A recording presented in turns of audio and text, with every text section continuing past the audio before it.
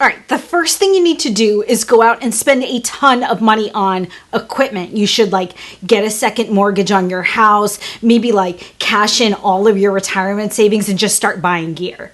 Just kidding. That is the exact opposite of what you should do, but we'll get to that. If you want to start a video production company, this is the video you need to watch. The barrier to entry for video production has never been lower because the cost of equipment has dropped so much, but that also means the competition is so much higher. So I'm going to let you in on my best secrets for creating a successful video production company. I started my own business, Plum Productions, in South Florida about 12 years ago by myself, just me.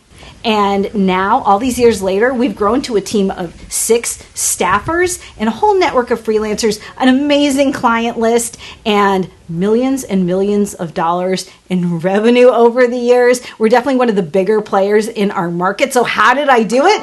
You're about to find out. My first tip for you is not to name the company after yourself. That is the difference between a freelancer and an actual video production company, because as you grow and you get more staff members and you get more clients and you want to sell your business someday, having your name on it is going to be detrimental to you. It's going to make it harder to sell.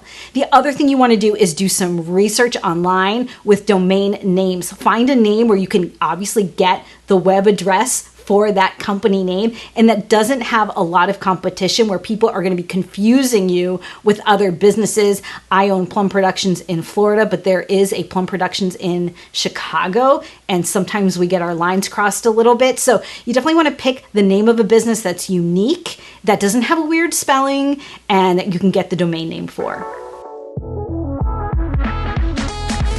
Okay, my next tip for you is a really obvious one. You want to market yourself. You need that website. You need to set up your socials. But here's another tip for you that I think a lot of people miss. You need to network in businesses. So look up business organizations in your local area and start meeting other business owners or other executives who might need your services. This is the best thing I did when I started my business. I started my business when I had a full-time job, and I had no idea that all day long while I was sitting in my cubicle at work, that there were people out at Starbucks, meeting and having coffee and just networking and getting to know each other so they could refer each other business. You need to get into that world. That is how you are going to grow, I promise you. And before I get to my next tip, you guys, if you feel like you're learning something and you want more of this content, let me know. Give me a thumbs up, hit that subscribe button, and ring the bell.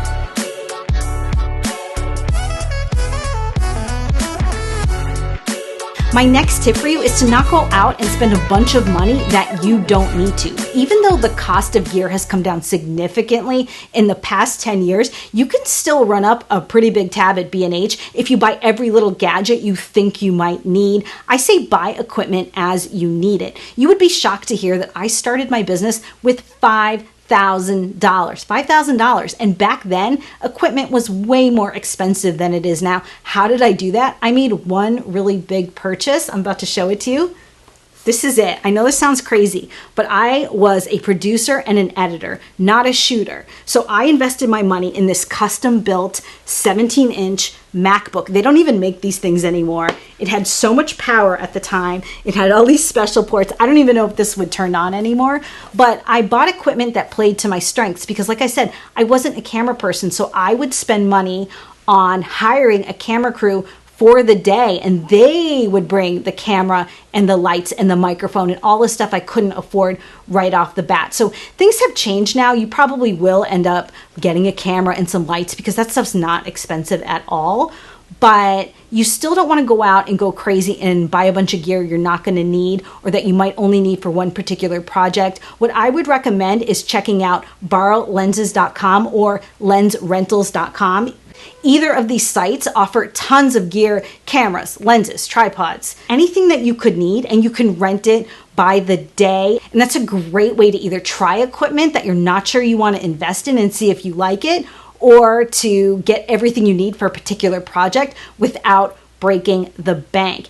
Even today, with all of the gear that we have, and we have a lot of gear now, I still end up renting things sometimes from those sites if it's like a very specific lens that I don't want to buy for one project. It's going to cost me $2,000 when I can rent it for $50 a day. So just be really conservative with your money, because I see a lot of people wasting a lot of money on gear they don't need just because they like it and they think it's fun. Don't fall into that trap. The other trap I see a lot of people fall into is what I call the subscription suck. A lot of companies have entered this subscription model where you're not paying a one-time fee for software, you're renting it every month. I'm looking at you, Adobe with Premiere Pro and After Effects. When you take the cost of a subscription to your editing and motion graphics platform, a subscription to a royalty-free music site, a subscription to a stock video site, maybe something like Motion Array where you're getting plugins, it can really add up and eat into your overhead. I'm going to suggest you look at Final Cut, which is an Apple product. You need an Apple computer to run it. I have a beginner's tutorial I will link to below so you can look at it and see how it works before you invest in it. But Final Cut is $300 for 5 computer downloads. $300 flat rate I spent a decade ago, and I get all these free updates, and I actually have a bit of a relationship with Apple and the developers there, and I can tell you they are still extraordinarily committed to Final Cut. They're constantly making improvements, listening to creators like myself. They want to hear what we want, and they're really invested in it. It's not going anywhere, and it's a one-time fee of $300. And then the other product you should look at is its companion motion graphics product, that is Apple Motion. $50 for Apple Motion, one-time fee, and it's amazing. I actually have an entire separate channel dedicated to Final Cut and Apple Motion I will link to down below. You should definitely check it out, but if you want to save money on your video production business over the next 10, 15, 20 years, you need to look at those products. I'm serious.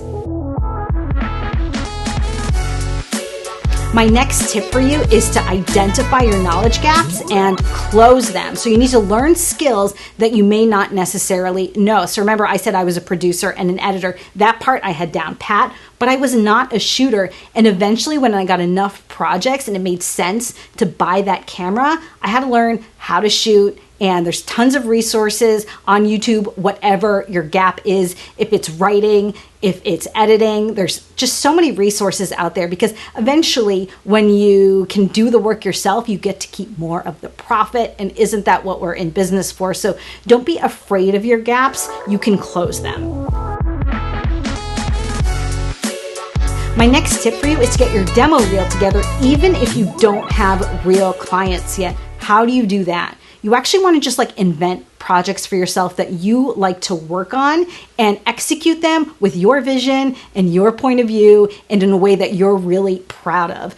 Do not do free work for people who should be paying clients just to build your demo reel for a couple of reasons. One, that's a bad trap to fall into. And even if those people turn into paying customers eventually, they'll never pay you what you're worth because you started them at zero. Don't do that. The other thing is that once you bring a client into the mix, they're going to have opinions. They're going to want you to make changes you don't agree with. And then you end up with a demo reel that's not entirely like your own vision, if that makes sense. So I say just keep total control of your demo reel. If you don't have any clients, just keep total control of it and make something that you think looks awesome and showcases the kind of projects you want to work on. Listen, you don't have any clients, you got time to do this. My next piece of advice is to get yourself familiar with the online resources that are available to you to help you build your business. You should definitely check out productionhub.com. It's a site where clients can post jobs where they're looking for camera people or an entire video production company, and they're taking bids. And so that way you can get some client work. The other thing that's great about Production Hub is you can be the client. If you have a project and you need freelancers, you need a grip, you can post that job on productionhub.com and a bunch of people will apply, and you can hand pick who you want to work with, and it's a great way to build up your network of freelancers. Another great resource for you is called modelmayhem.com. It is a site of aspiring actors and models who you can often book for cheap, sometimes even free, because they're looking to build their own portfolios. So if you need talent, that's a great way to find it if you're on a budget. My last tip for you is to connect with other people in the industry. They are your friends, not your foe. I know it's hard not to see other video production professionals in your area as competition because you might be bidding against them for the same jobs, but you guys are actually a resource for each other. First of all, they can hire you as a freelancer if you're just starting out, you haven't built your client list. It's a way to get work in, and you're helping them out by taking their overflow. Or when you get to be so busy, you'll know people that you can farm out some of these projects to. So having connections in the industry is actually really helpful for helping you grow. There's ways to meet people at video conferences. Another great place to meet other video production professionals is in Facebook groups. There's Facebook groups for Final Cut and Apple Motion. There's Facebook groups for Adobe Premiere, working professionals. It's a great way to network within your industry. You guys, I hope that this video helped you